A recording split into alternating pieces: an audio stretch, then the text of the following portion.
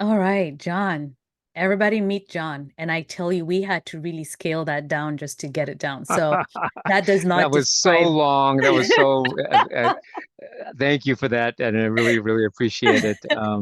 So I'm such a big fan of NAMIC and just enjoy the conversations you and I, Anne Marie, have had, but many conversations I've had with many of your students, your leaders. It's so impactful. The focus on diversity, the focus on getting people to reach their potential. It's such a holistic approach, and Mhm. that's what's really inspired me for this conversation today. So thank you. No, thank you. So, John, let's talk about it. Let's unpack. What do we mean by the inner landscape of who we are as individuals? Why don't you tee us up on that? Yeah, I mean, I've been doing a lot of work with not only the NAMIC community, but a lot of individuals and leaders in different sectors. And, while there is a great focus for reasons that are important to all of us on the technical competencies, on the skills that we need to obtain, also the so-called really essential soft skills that people need. So those are really important. But the third leg of the stool, if you will, is self-knowledge, self-development, self-awareness, and if you will, self-management and self-regulation, meaning knowing yourself, Mhm. getting deeper into who you are. And the inner landscape really, my words really about thinking about how you're actually reacting, digesting, consuming, and becoming a leader, and how that is manifested from inside, the inside work that we're talking about. That's the inner landscape. And it starts in your mind and it goes into your gut, into your heart. It connects the whole, and that's what NAMIC does. It's about the holistic approach to leadership, and not just about one component or another, but how everything works together. And the inside, the mind and the heart and the soul, if you will, of an individual is a critical component to understanding how that works and how you individually are working. Oh, I like that, John. As I think about that description, that holistic approach to our inner self, I guess my first question becomes, what are the biggest challenges leaders are facing today, especially in that context? Well, the biggest challenge is there's so much coming at people. The people on this call right now are going through massive changes. I don't even need to know what company you're in or what organizations you're in or what you're even doing outside of work. The confluence of and the vectors of change and challenge in everyone's life right now. How do you sort that out, right? We talk about emotional intelligence. We talk about, and emotional intelligence has been mostly, it's much broader topic about identifying what other people are doing, trying to read a room, trying to understand the emotional content of the external. And really what I really want to focus today on is how do you read yourself? Mhm. How are you noticing what's going on with you? So leaders, the biggest challenge for leaders right now, I think, is it's lonely. I don't care if you're a director or manager, whatever your interesting title is, it's a lonely pursuit. And that loneliness and isolation from others, who can you go to confess the challenges that you're facing in the human, technical, financial world that you're dealing with, that you're inside of your mind and the side of your body you're dealing with? So leaders are, particularly the leaders I'm talking to on a daily basis, but leaders I've been talking to for many, many years, have an isolation that keeps them from really confessing, Mhm. becoming vulnerable, Yeah. asking for help to become better. That's why, again, things like NAMIC, where you're in a cohort, where you're having discussions, where you're confronting some of the issues that you're facing. So leaders are challenged by this, and it doesn't matter if the higher you're up, the harder it is, to be honest with you. I really like that. It's really debunking a lot of the myths you learn as you become a leader, right? The higher up you go, you're supposed to have this image or mask that you put on that you have it together, right? And in a lot of your work, you really emphasize connecting to self. Why? Yeah.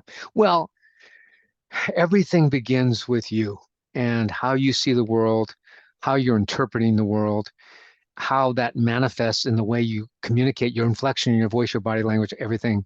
We kind of know that, but we're kind of going through routines and um, little neural pathway, little habits, little, if I see this, I do that. We're in the transactional, we're in the task orientation. We're not stepping back and understanding that. And what I'm hoping is, and I'm conscious of the audience and I can't see them, is that there's some people out there going, okay, this makes some sense, and other people going, okay, what do I do though? Okay, give me the 3 steps. Come on, help me figure this out. Give me the recipe, John. I mean, you're an older guy, obviously. You've seen a lot, And one of the things I like to say is, if you want to know what's going on ahead down the road, you got to talk to the people coming back. And that's what I'm trying to do is saying, I'm coming back and I'm saying, I've seen some things that are out there and I'm trying to share those, but calm your mind right now. Just notice what you're thinking right now. It's kind of interesting. And your anxiousness for me to get to the point is about everything you're doing, not just me. I will try to get to the point, and hopefully your questions will get me to that point. But I'm trying to ignite in you right now a conversation that you're already having with yourself about what you want and who you are and how that's being submerged, oppressed, changed for some reason. I'd love to show one quote right now, if I can, just to kind of Yeah, give you a different thought from a different person, right? And if you can tell me if you can see this. I don't know if you can see this. I can't see it I myself. So, can. I can. okay. So, um, this is Gandhi's quote. Is that what's showing Gandhi's quote right now? Yes, Yes. Okay. So Gandhi did not say, "Be the change you see in the world." He never said that, by the way.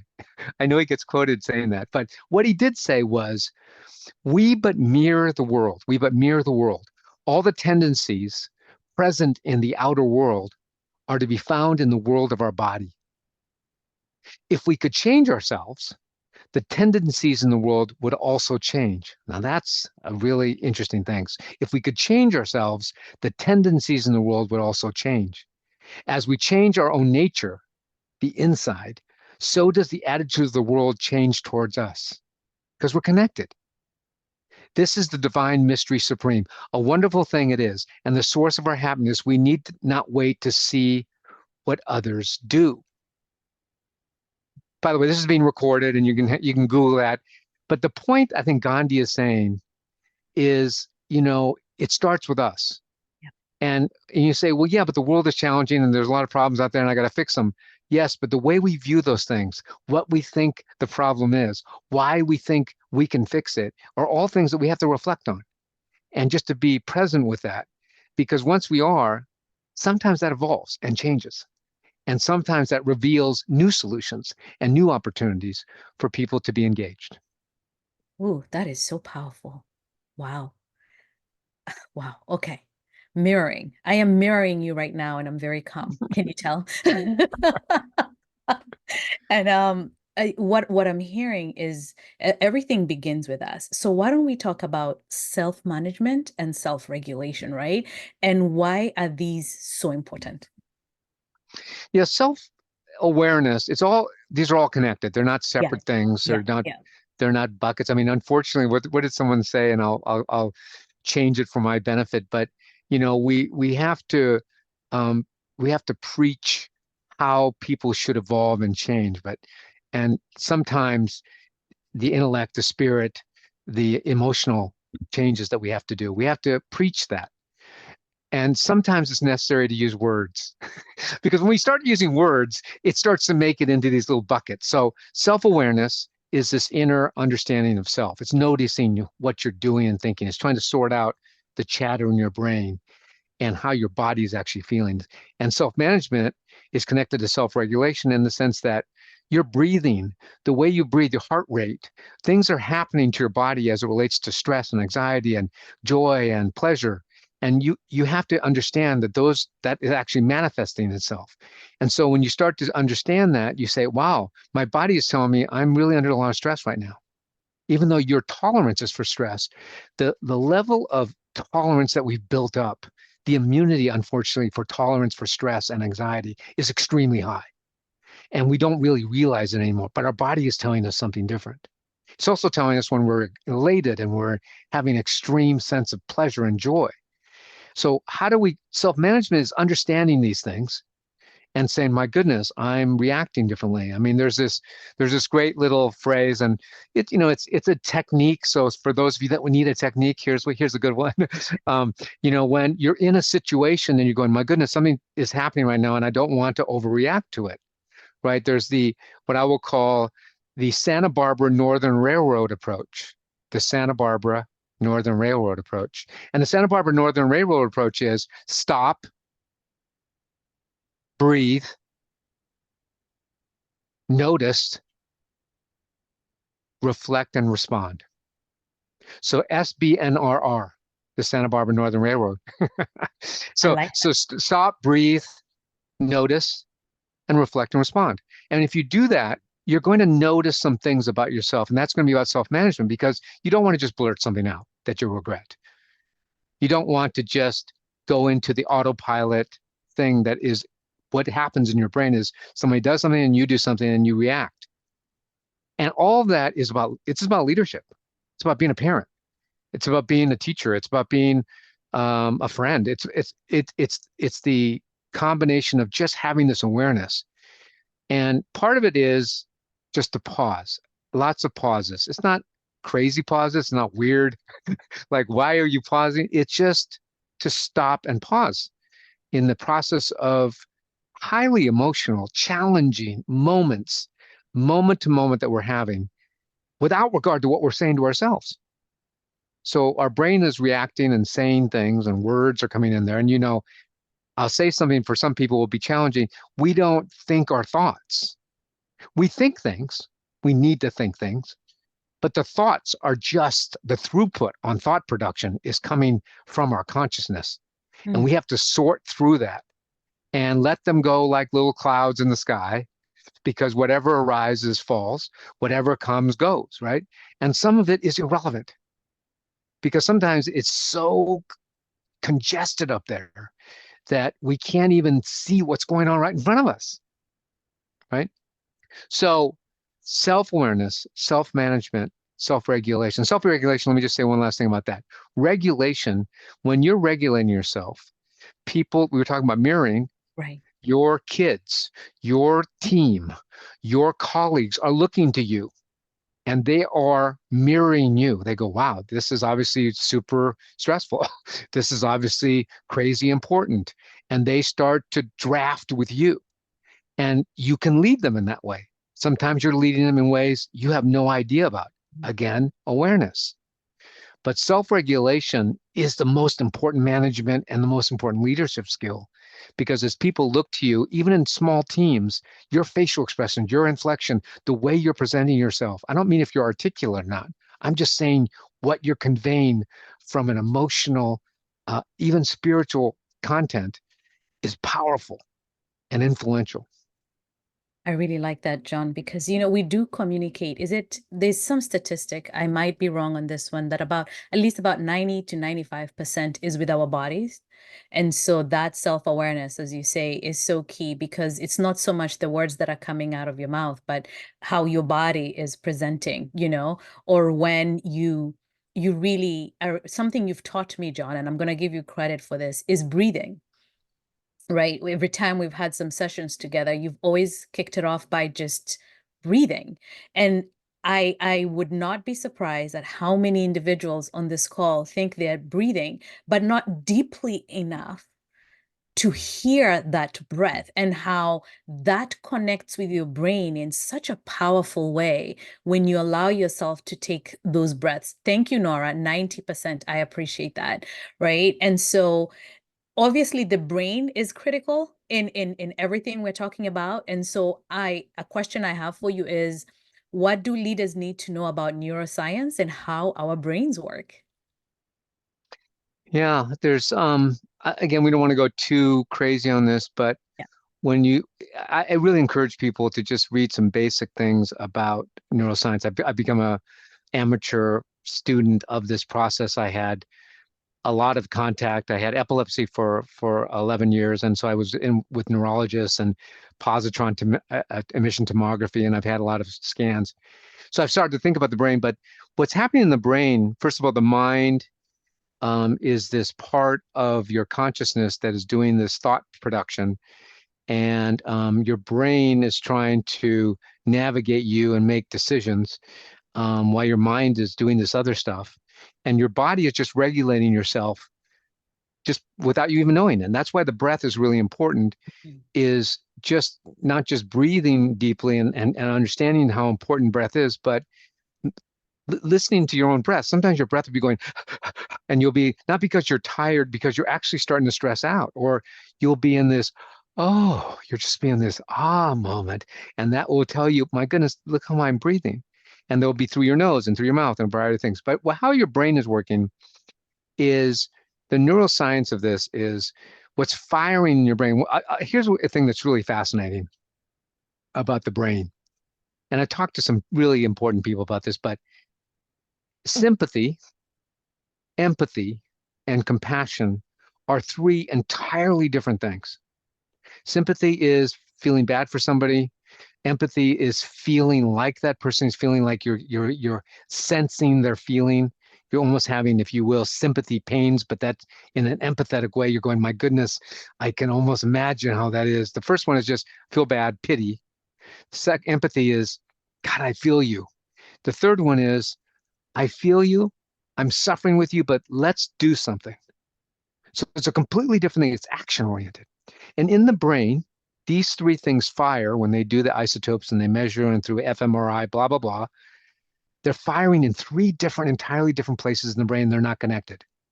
Sympathy not connected to empathy, empathy not connected to compassion. Everybody thinks empathy and compassion are connected. They're not. They're Mhm. good. I'm not saying they're not good, but they're doing different things in your brain.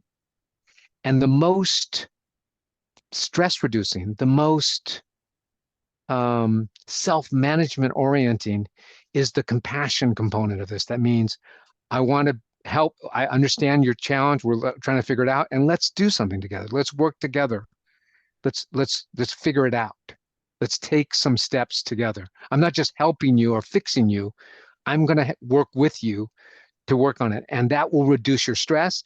All of the components of your brain actually get relaxed in a different way versus sympathy, by the way, is in the area of the brain which is about arrogance and ego and like, Mhm. yeah, well, get do something about it. Fix Mhm. yourself.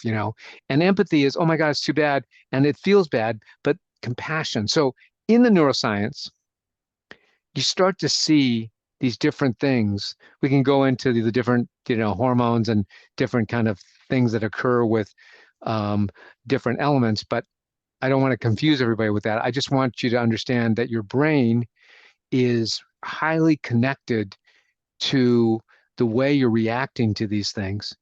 And lastly there's this thing called the vagus nerve that comes all the way down from your brain down into your gut, into your stomach. It's the biggest giant nerve.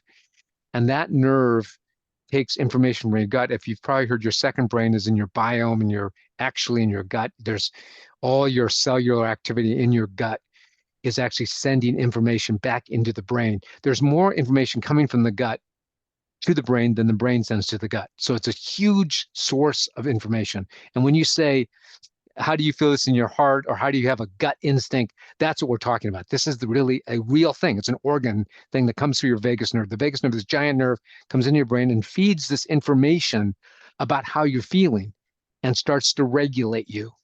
And again, you don't know exactly your heart's doing, your blood pumping, oxygen, a lot of things are happening without your full awareness. And it's it's a miracle.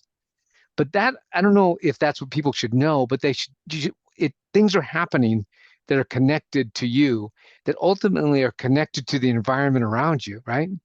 So you're not, we're not just sort of aliens, that landed on Earth.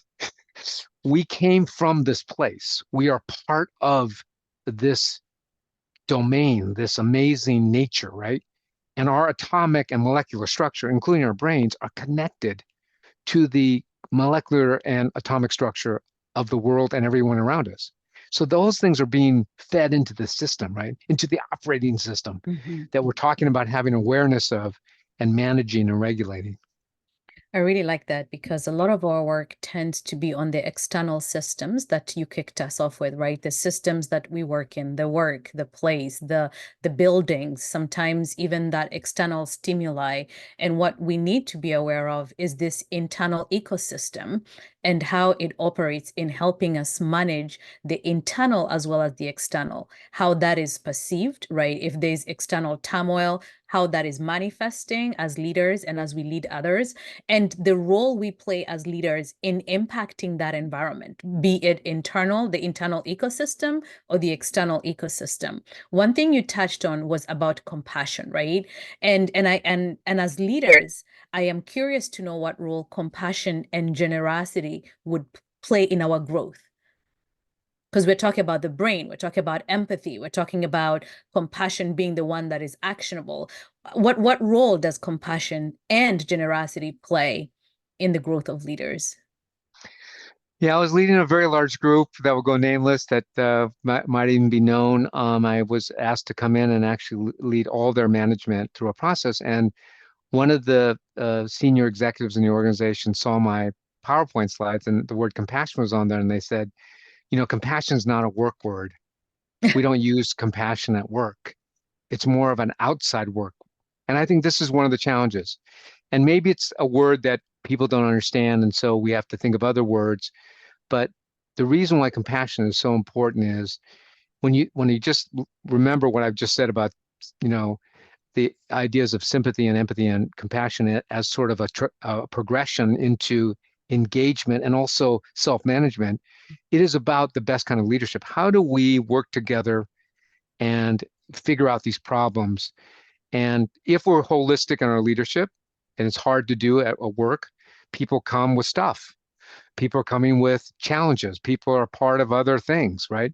And while they got to do their work and be efficient and effective, our role as leaders, as managers, as human resource executives, we need to understand what the whole is, what's happening to the whole. Not that we can do everything about it, but there are things that we can do about it. And if we ignore that blurring of the personal and the professional, then yeah, compassion doesn't really need to come into it as much. We don't really care about the human being. We just care about the output. And you know how often that happens. And this is another self-awareness thing. When everything becomes, we say, well, AI is going to dehumanize things. We already kind of dehumanize things.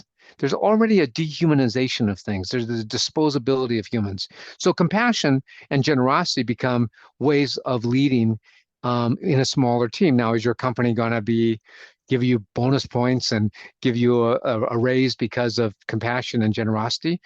If that helps advance the effectiveness, the culture, and the impact and results of your team, absolutely. What if those tools can help advance, and I believe they are essential to it, they don't have to be named things. They're just the way you do business, the way you lead. It's rather important that you do that. I want to show another quote if I can. Yeah. Um, so let's see if I can do this. I can't see it right now. Can you see that quote? Is this Yes, the yes. Audre Lorde quote? Yes, it is. Okay. So Audre Lorde said, I find I'm constantly being encouraged to pluck out one aspect of myself, and present this as the meaningful whole, eclipsing or denying the other parts of self. And that's where compassion comes in. Like, you're a whole person. I'm asking you to devote most of your time to me in this incredible opportunity that we're doing at work, but you're coming with as part of a component of many other things. And that requires compassion, generosity. It requires a sense of a broader understanding of what's going on with the human condition. I really love that you say that because I do believe in compassionate leadership. I do believe in humility and curiosity. And I would love for you to talk about why those qualities, compassion, being able to bring and create an environment where people can be their whole selves, right? Depending on the sector or the industry, there's some industries that doesn't fly, right? And they struggle with that. And I can speak from a perspective of a woman that if you came in with that compassionate leadership, then you would be seen as being weak, or it's such a woman thing to do. I have had those words spoken to me before, right? So, John, could you speak about the role of humility? Because it does require a level of humility and a level of curiosity for you to be an effective leader. A leader who can bring compassion to work to me is a leader who's both humble and curious, to want to know more beyond the, you know, you clocked in and you clocked out, and this is the dashboard at the end of the day. Can you talk to us about the role that humility and curiosity play in making an effective leader? Yeah, I mean, they're so essential. I mean, we can go back to the seminal work that Jim Collins did, and he called them level 5 leaders, and where humility was one of the key ingredients for those leaders that had sustainability and endurance over a long period of time and having exceptional results. But the point of humility is we don't know, we don't know. And one of the hallmarks of NAMIC in the work that we've done together, and I've just seen in the people that are affiliated with NAMIC, is there is a awareness about what we don't know. And if we have to start with what we don't know. You know, we want to be knowledgeable and have certainty and know facts, but ultimately in the context of our marketplaces, of human interactions, things are different than we think they are. And it goes back to also what Brian Stevenson has taught me from the Equal Justice Initiative. Um, Brian Stevenson talks about, you know, to understand what's really going on, and it requires humility to do this. You have to get proximate to it. So you say, well, we have a problem over there. Then you need to go there to the problem and see it and touch it and smell it. And once you do that, it will be slightly different, if not entirely different than what you imagine it was from afar. And that humility to see it and feel it and go, oh my gosh, I was wrong. There were some things we made assumptions about that were wrong. And that change in that experience will make you uncomfortable. And that discomfort will change the narrative about what you thought before and opens up different doors. And that humility creates curiosity, and the curiosity creates humility. So they're wonderful, important partners.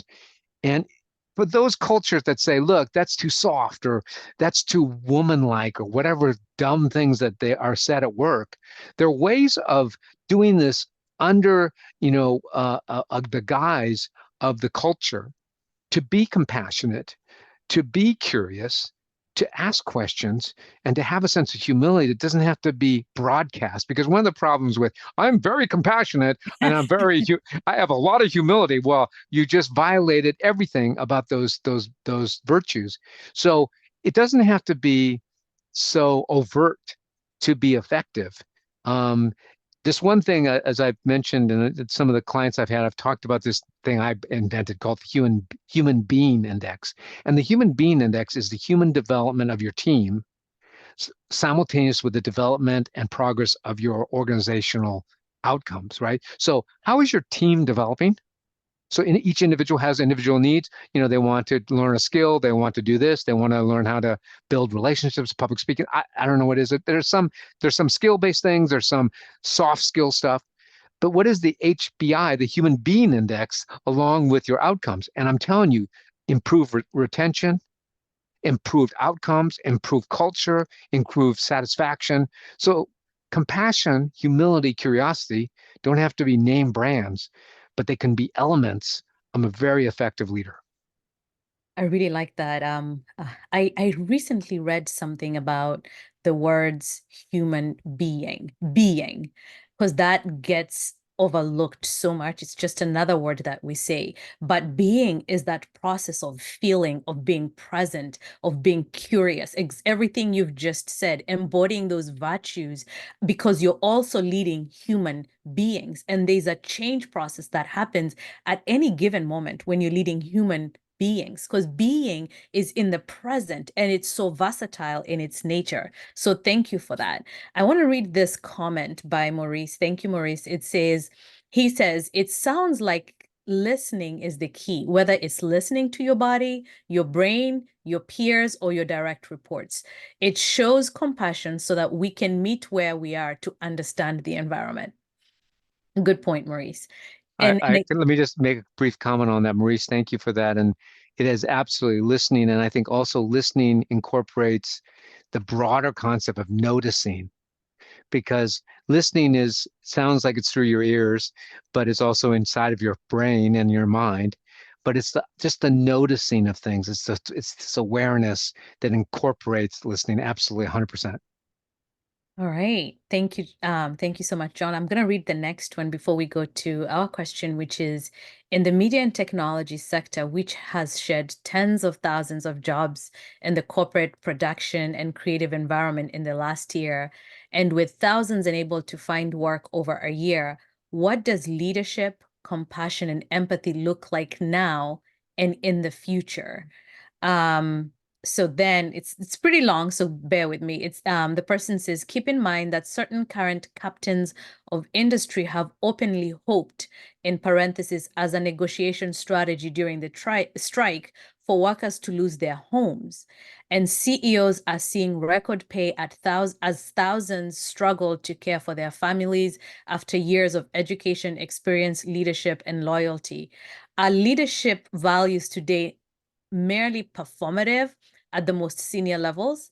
If so, how do we fix this to save families and the arts? It's Hmm. very loaded, John, but it's very indicative of where we are as an industry and what we are seeing as reality every day. Really good question. Whoever asked this, thank you. John, I'm just going to lay it at your table. Yeah, there's quite a few things in there, and Yeah. it's a beautiful, potent thought. And I'll just say that leadership, we can't put leadership into a bucket and say leadership's going to be this or leadership's going to be that, or all corporate leaders are this or that. The companies are quite different in the tech sector even. And I've worked in the tech sector and I'm working right now in some tech organizations. Leadership varies rather dramatically from company to company. One of the questions that's embedded in there is how do you shop for culture? How do Mm, you shop for values? How do you shop for a place that's going to ultimately not surprise you with the kind of performative stuff that you're alluding to? And one of the most important things that I've advised so many people on is how do you do, first of all, getting a job, you got to get a job. So you got to do what you got to do. But if you have choices, if you can make choices, then how do you 360 a company by talking to people that used to work there, that work there now, at any level, it doesn't have to be in your particular area. Just anybody who works in that company will have a perspective about the values and the leadership and the culture and the level of commitment to its team. And obviously, publicly traded companies are different than private companies, and small family-owned companies are different than, startups. So all these have different things. But how do you check it out so that when you get there, you go, okay, this is going to be rough, or this is going to be maybe a lot better, or it's a better fit for you. So one of the things is, what do you want? Because this seminar is about what you do about yourself. You can't control what the CEOs does and how much they're getting paid. I'm sorry, I wish we could do that. It's a lot of inequity, a lot of problems out there. But you can control what you want and where you want to work and how you want to work and who you want to work for. Yes, limited jobs.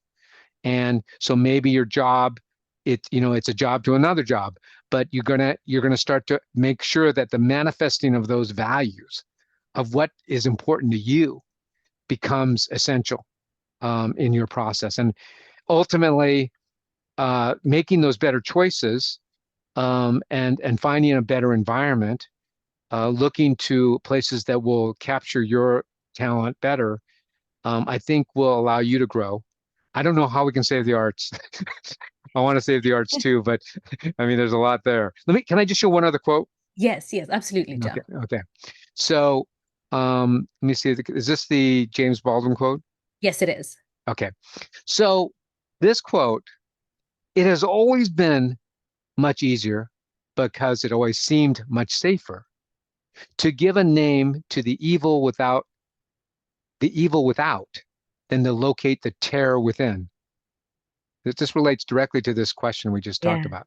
yeah. And yet the terror within is far truer and far more powerful than any of our labels. The labels change, our titles change, our positions change, our images of ourselves change. And the terror is constant. And this terror has something to do with the irreducible, that irreducible gap between the self one invents and the self one takes oneself as being. Being, Anne-Marie, which is, however, and by definition, a provisional self, and the undiscoverable self, which always has the power to blow the provisional self to bits.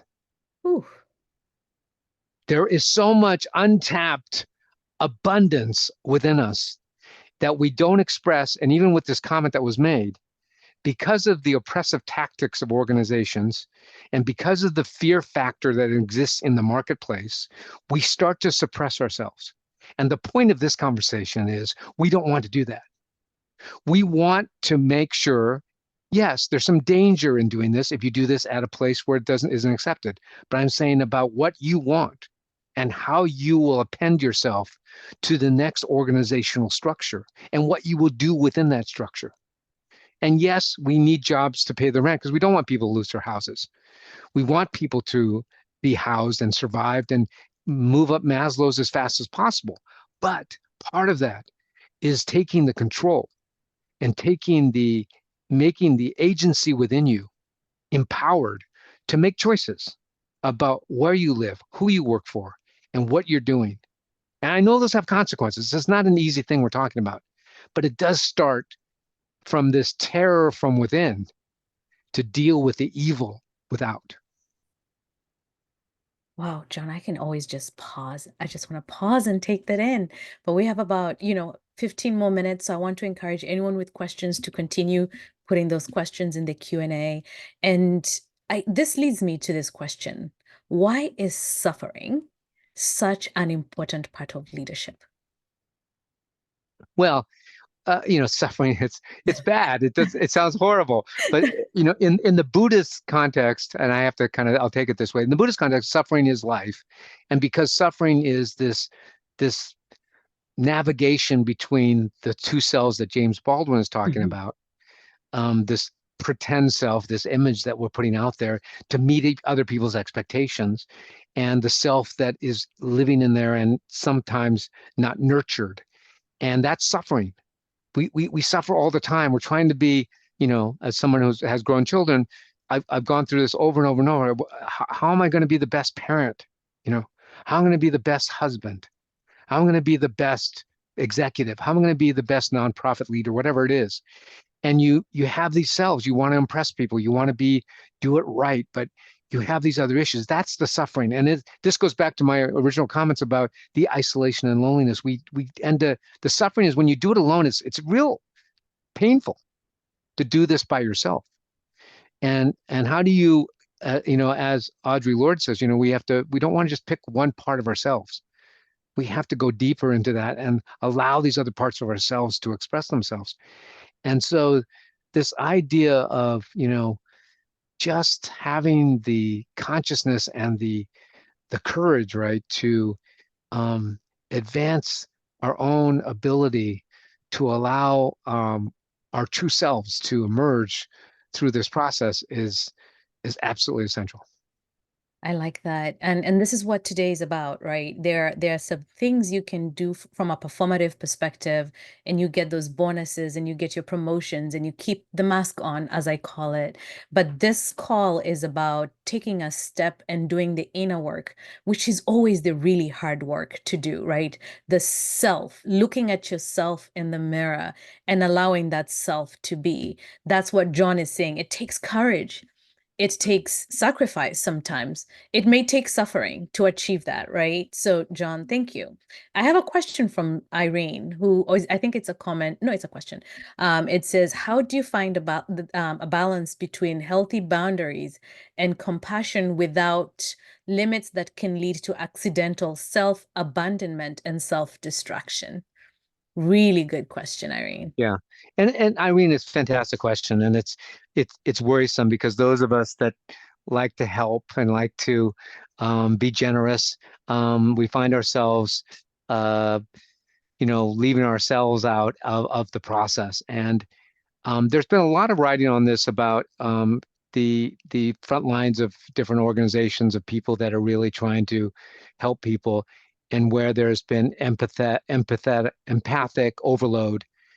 But the difference with compassion, and it's kind of a fine difference and maybe not totally discernible in the way I'm describing it, and I apologize.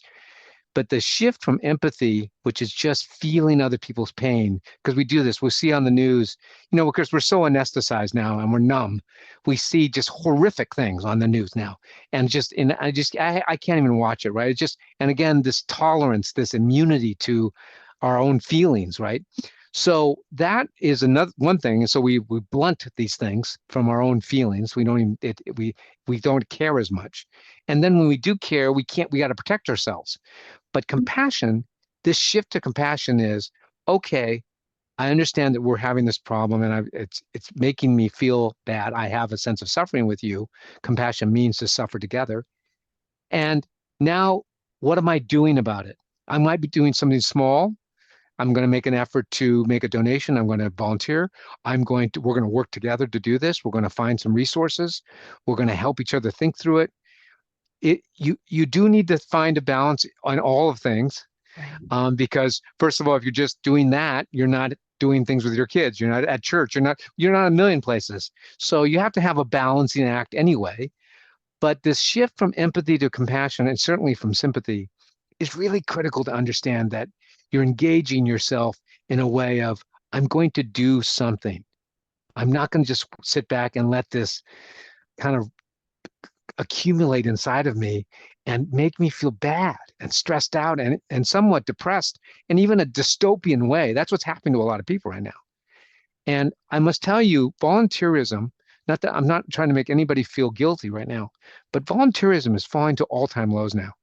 So one of the things that you can do if you want to connect with people and do things and actually help your career, you can actually go volunteer a little bit, just a tiny bit in some area where you're saying, wow, that is something I really want to fix. And I'm telling you, whatever you do, and it's going to be hard to carve that time out, is going to create a source of energy, a source of a respite of sorts. You will look forward to it. It's something that's going to empower you in ways that you can't even describe right now. Oh, I love that. So I'm going to ask one question. Thank you. Erin says thank you. John, what is a life portfolio and how can it help leaders find enduring fulfillment?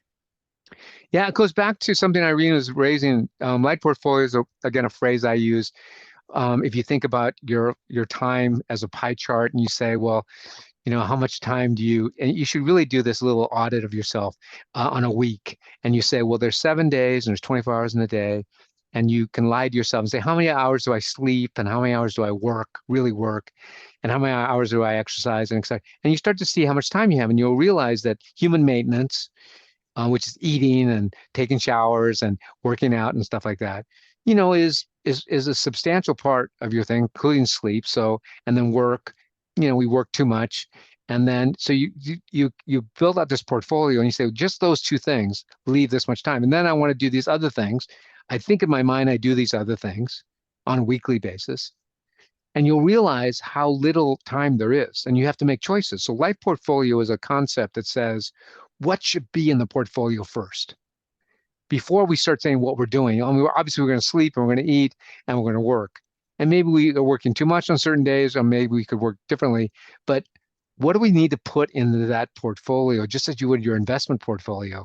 What do I need to make that portfolio more robust, more balanced, give a better return, if you will?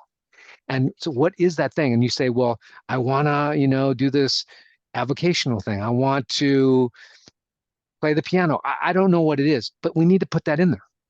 Not when you retire, not when you so-called have more time, because there would never be a time when you have more time, by the way. Even when you're retired, by the way, I'm retired. You don't have more time. Anyway, so the portfolio is a portfolio designed. We look in the mirror of your own time management and say, I need to inject into my portfolio right now this thing that helps me. It feeds me. It gives me a sense of energy and flow and connection to something that I've always wanted to do as a child or whatever it is. But it's putting you in the control seat of what's going on with time. So powerful, so powerful. Everybody, we are at time. John, I cannot find the words that say thank you enough. Thank you for the wisdom and the nuggets that you shared with us. I was just going to ask the audience to just give us in the chat feature, can you tell us 2, 3 words that resonated with you today? Just put them in the chat. John has shared so much wisdom, and it's not often that we take a moment to just do an internal audit of our life portfolio, right? What is your life portfolio? What does it look like? When you make an audit at the end of today, given what he's just shared, what's taking up so much time, then what should be there, right? How do we take these moments to really think through what drives us? What role does compassion play in our lives, right? What kind of a leader are we? What are you mirroring on a daily basis or on a minute by minute basis? Because are you mirroring the environment? Are you able to influence the environment by being you? And how do you become you?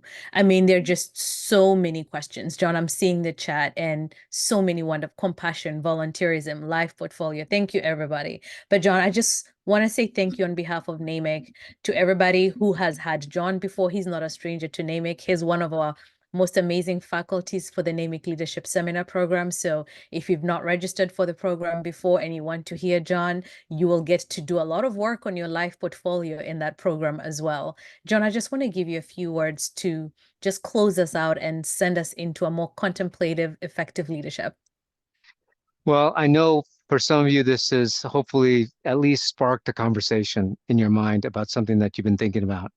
And for those of you who are waiting for what to do next, there are some things that we've talked about that can give you a start to thinking about the way you're managing yourself, the way you're aware of yourself, to take a pause and to reflect. And we can talk about meditation and we talk about breathing, but whatever way you can start to notice things more will be very powerful.